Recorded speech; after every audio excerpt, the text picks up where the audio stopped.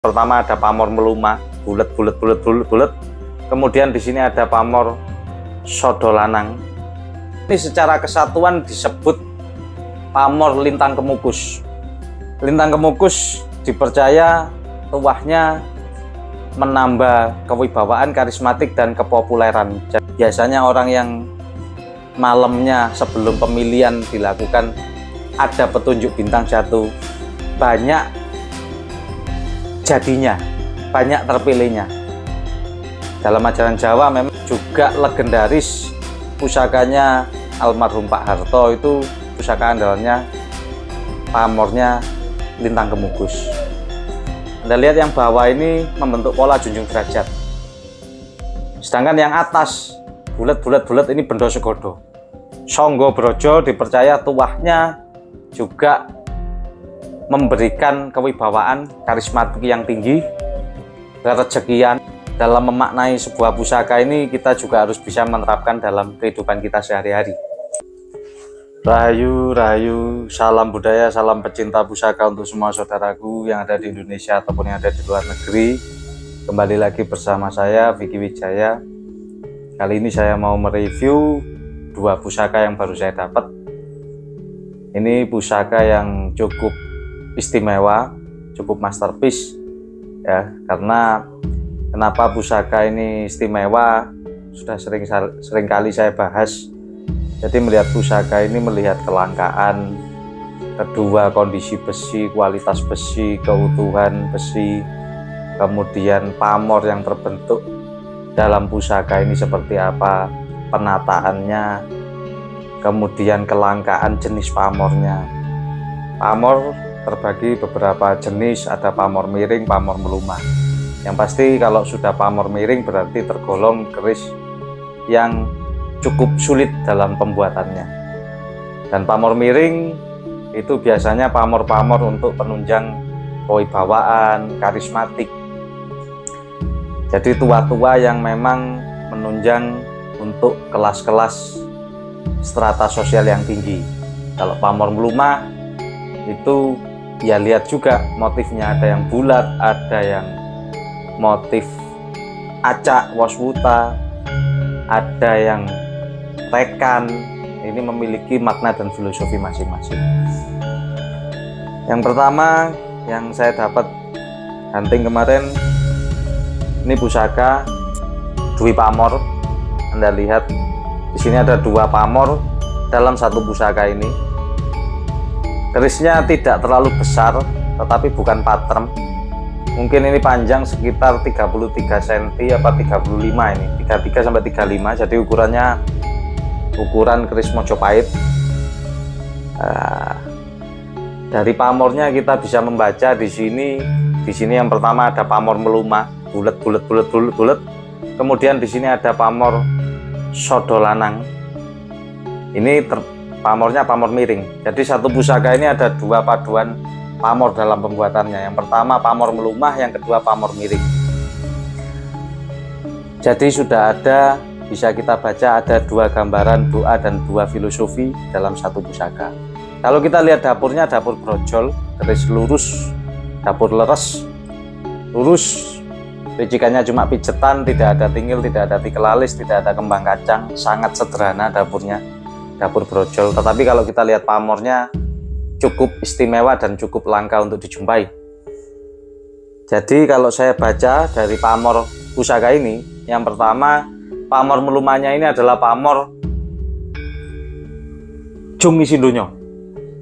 Kenapa saya katakan Jung Isindonyo? Karena di sini ada lingkaran, kemudian di dalamnya ini ada lonjong atau lingkaran, di dalamnya ada bulat-bulat kecil.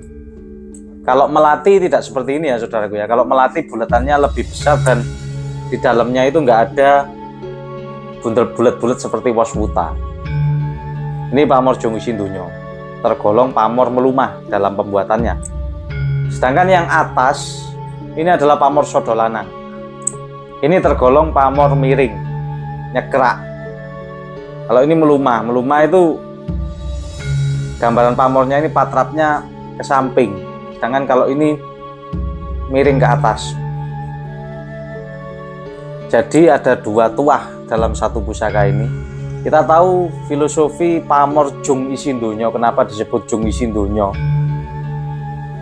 Ini adalah yang dipercaya tuahnya sang pemilik tidak akan kekurangan dalam bidang rezeki. Bahkan tuahnya dipercaya memampukan sang pemilik mudah untuk menumpuk rezeki.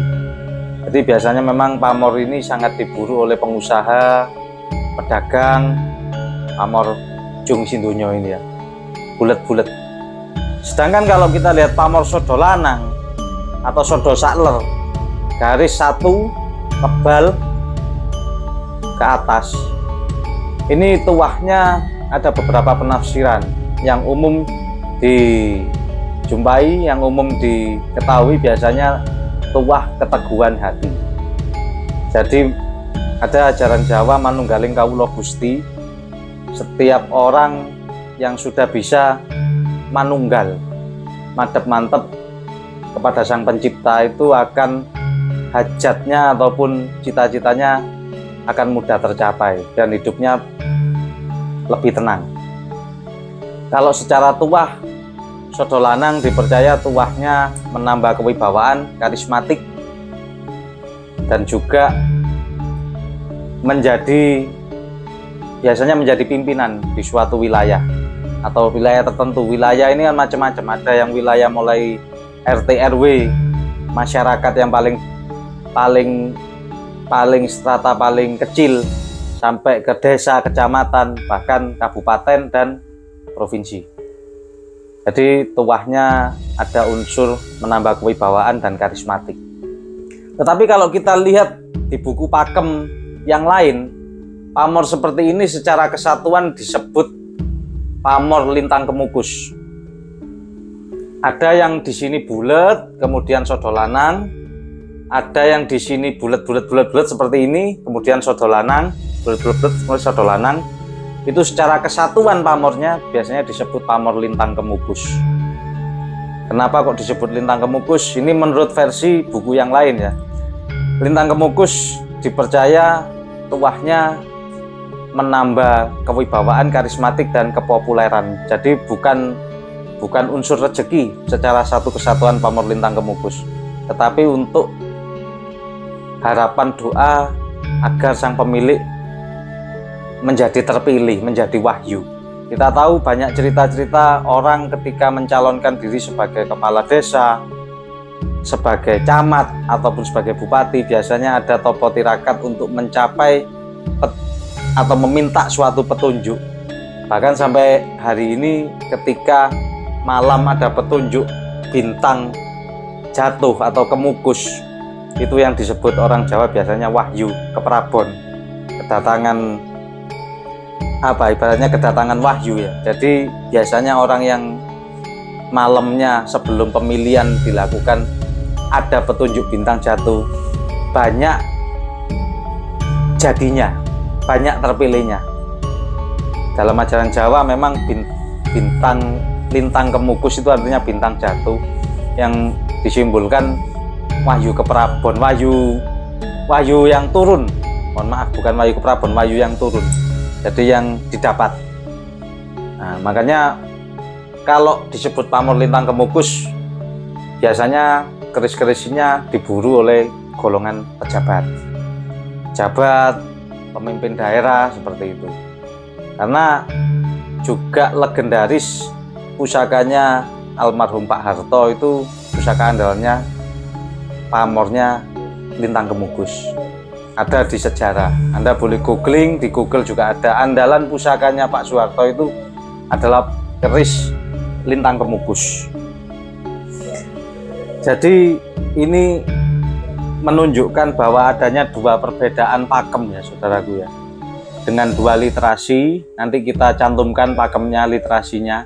Yang pertama menyebutkan lintang kemukus, dan pakem yang kedua yang umum universal ini adalah dwi pamor. Kalau filosofinya hampir-hampir sama. Jadi harapan doa dari gambaran pamor ini untuk mendapat keberuntungan, mendapat keberkahan, mudah mencari rezeki, dan menambah kewibawaan karismatik. Seperti itu. Detailnya saya detailkan di belakang. Tantingannya sangat ringan, besi mojo, besinya padat. Ini bukan tuban tapi ini Mojopahitnya karena tidak terlalu besar. Kalau kita berbicara tuban biasanya kerisnya lebar-lebar. Tuban era Mojo, tuban era Mataram, tuban era Jenggolo yang sudah sering kita bahas. Nah, ini keris yang kedua ya. Ini juga cukup istimewa saudaraku. Warangkanya pakem Solo, gayaman Solo. Pendoknya ini pendok tembaga, nyandang.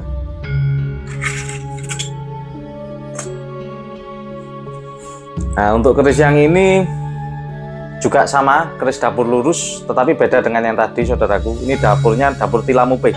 Kenapa tilamupe? Di sini ada pijatan, ada tikel alisnya. Tidak ada tingil. Kalau ada tingil maksudnya tilam sari. Tangan-tingannya juga ringan. Kerisnya tidak terlalu tebal, tapi cukup utuh, terawat. Sayangnya ini warangannya kondisi warangan lama saudaraku, jadi kurang bersih ya saudaraku ya. Masih kita bersihkan dengan minyak, nanti mungkin akan kita cuci warangan ulang. Nah, ini tangguhnya tuban era Mojo akhir. Nah, ini keris tuban lebar bilanya, antingannya juga ringan, sama-sama tuban era Mojo. Nah, kalau yang tadi yang ini kan Mojopahitnya, bukan tuban. Mojopahitnya lebih kecil kerisnya, tidak terlalu lebar, tantingannya ringan, besinya lebih sepuh, Mojo-mojo awal. Kalau yang ini Mojo-mojo akhir, bisa jadi sudah peralihan ke Demak. Ini ada dua pendapat juga dari lihat pamornya pusaka ini. Pendapat yang pertama mengatakan di sini ada Dwi Pamor. Kenapa Dwi Pamor? Anda lihat yang bawah ini membentuk pola junjung derajat. Sedangkan yang atas bulat ini bendo segodo. Nah, filosofinya hampir sama dengan yang tadi ya saudara, yang keris yang pertama ya saudara. Junjung derajat dipercaya tuahnya mempermudah seseorang naik jabatan atau mendapat strata sosial yang tinggi di masyarakat, menambah kewibawaan, karismatik seperti itu. Sedangkan bendo segodo itu artinya harta satu peti. Jadi tuahnya dipercaya sang pemilik akan mudah mencari rezeki dan bisa menumpuk kekayaan. Jadi filosofinya keris yang kedua ini hampir sama dengan keris yang pertama. Sama-sama ada unsur kewibawaan, kemudian karismatik dan kerezekian. Pusaka pamor-pamor Dwi Pamor seperti ini sudah cukup langka ditemui saudaraku yang ori sepuh. Jadi Anda bisa amati detailnya nanti di belakang video, detail besinya, jenis besinya yang keris original sepuh seperti apa. Sedangkan pendapat yang kedua, pamor ini disebut pamor Sangga Braja. Nah, jadi memang dalam pusaka ini ada perbedaan pendapat, perbedaan pendapat tentang pamor ini sudah lumrah. Tinggal yang mana yang diyakini. Jadi filosofinya pun tidak terlalu jauh. Sangga Braja ini memang seperti ini. Di bawah ini ada motif seperti junjung derajat, dan di atasnya ini kadang waswuta, kadang melati, kadang bendo segodo, bebas. Yang pasti di bawah di sor-soran ini ada membentuk motif segitiga seperti junjung derajat. Sangga Braja dipercaya tuahnya juga memberikan kewibawaan, karismatik yang tinggi, kerezekian. Jadi ya hampir sama pendapat satu dan pendapat dua, cuma beda penyebutan nama. Jadi pakem itu dalam pusaka ini ada beberapa buku memang literasi yang kita gunakan. Yang pasti dalam memaknai sebuah pusaka ini kita juga harus bisa menerapkan dalam kehidupan kita sehari-hari. Pamor Sangga Braja kalau menurut orang Jawa Timur. Nah, kalau pakem yang pertama tadi Dwi Pamor, junjung derajat, bendo segodo. Nah, itu mungkin bisa menjadi wawasan ya teman-teman untuk kita semua. Dan kalau ada yang pendapat lain, monggo bisa komen di kolom komentar. Kita di sini sharing, menambah wawasan bersama.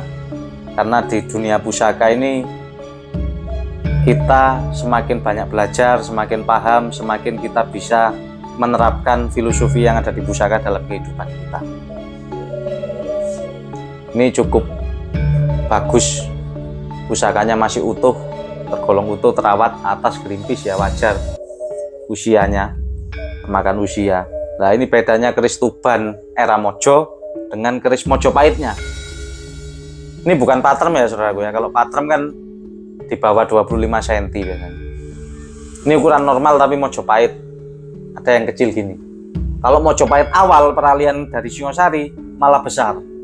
Makanya di dunia pusaka ini kita perlunya belajar itu untuk pengetahuan. Keris Singosari awal itu malah besar-besar. Singosari akhir ke Mojo itu masih besar. Mojo pertengahan segini-segini. Tergantung juga daerah mana yang membuat, apa di Tuban, apa di Blambangan buatannya. Jadi ada Tangguh Tuban era Mojopahit, ada Tangguh Tuban era Mataram, ada Tangguh Tuban era Jenggolo, ada Tangguh Blambangan era Mojopahit, ada Blambangan era Mataram. Itu besinya berbeda, pasikutannya berbeda. Nah, jadi dua pusaka ini kita dapat dengan filosofi yang hampir sama dan gabungan doa yang sangat luar biasa dari sang empu leluhur kita, gabungan tuah kewibawaan dipadukan dengan tuah kerejekian. Nah, yang ini tadi yang pendapat pertama ada Dwi Pamor. Jadi di sini ada Pamor ini Jungi Sindonyo dan Sodo Lanang. Sedangkan pendapat kedua ya ini yang dinamakan Pamor Lintang Kemukus. Lintang Kemukus. Pamor-pamor yang Songgo Brojo ini juga dikejar bukan cuma dari kalangan pengusaha, tapi pejabat pun juga mengejar. Karena keris-keris Dwi Pamor yang original sepuh itu sudah sangat semakin langka, yang ori sepuh. Apalagi yang Tri Pamor. Adapun maharnya biasanya udah puluhan bahkan ratusan juta. Karena apa? Kelangkaan. Di pusaka ini yang kita lihat ini, kalau sudah ada dua gabungan pamor seperti ini, pamor meluma dengan pamor miring, teknik pembuatannya aja sudah susah. Dan pasti bukan dibuat oleh empu-empu sembarangan. Empunya sudah sangat mumpuni dalam metalurgi maupun dalam hal spiritual tirakatnya. Kalau empu-empu biasa tidak bisa buat gabungan pamor meluma dengan pamor miring seperti ini, tidak bisa.